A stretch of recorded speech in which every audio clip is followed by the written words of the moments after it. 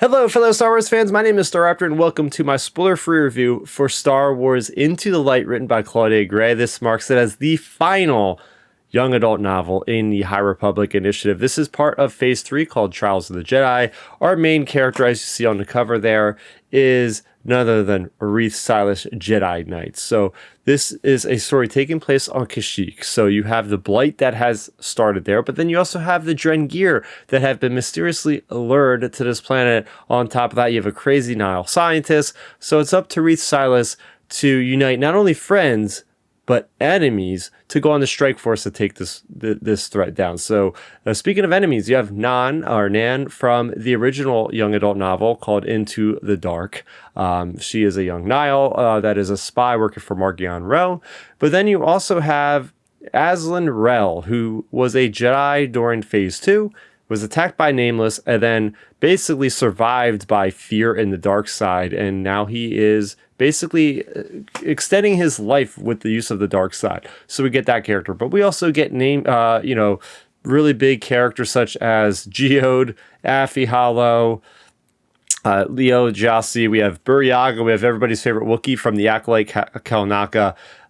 We have Dez. We have there's like so many characters in the story, which is why I think it's pretty cool from that perspective, seeing the different lifestyles, different characteristics of these characters and how they're reacting to one another. We also have getting into the story itself.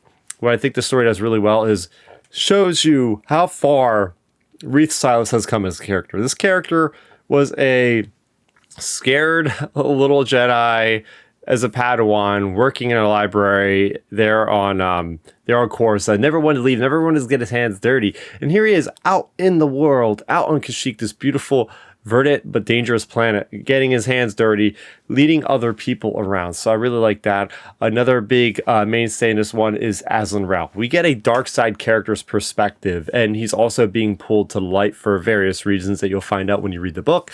So I did like getting into that headspace of what this crazy maniacal character is thinking and what makes him tick is one of the best things you could see. Also, the impact of the blight. I feel like the impact of the blight, especially in that first opening sequence there, really showing you devastation, showing you the danger, the risk at what will happen if the Jedi, if the Republic, if all the good people of the galaxy don't put their minds together to try to stop this thing, because it will, it's relentless. It does not stop, right? So there's a lot going on with that. Those are the good things I will say about this book. But I will say I wasn't a big fan of this book. I struggled, I'll be honest, to get through this book. I feel like there's just a lot of minutia in this book. There's maybe too many characters, and there's not enough forward progression, especially in the middle of the book. It felt like it really slowed. It was a slog to get through. It just felt like almost more of a side story, as opposed to like really pushing the boundaries of what I would expect for the last young adult novel in this entire initiative. It felt like there's so much more that needs to be done in Trials of the Jedi with Charles Soule's book with these characters and whatnot. So overall, I just felt like this was another swing and a miss by Claudia Gray. I will admit, I expected a little bit more quality from her with the High Republic. I hate to say it, but I was such a fan of Bloodline. I was such a fan of Light Princess of Alderaan. I was such a fan of Lost Stars. And then you get Into the Dark and Into the Light, and they're okay books. They're not bad by any stretch of the imagination. They just seem to tread on water for a while and just tread along, and they just don't have as much forward progression as I would like to see from other High Republic books, such as, the recent books in Phase 3 other than this one, as well as, the Rising Stormfight Cavan Scott is still like the gold standard for a High Republic book in my eyes.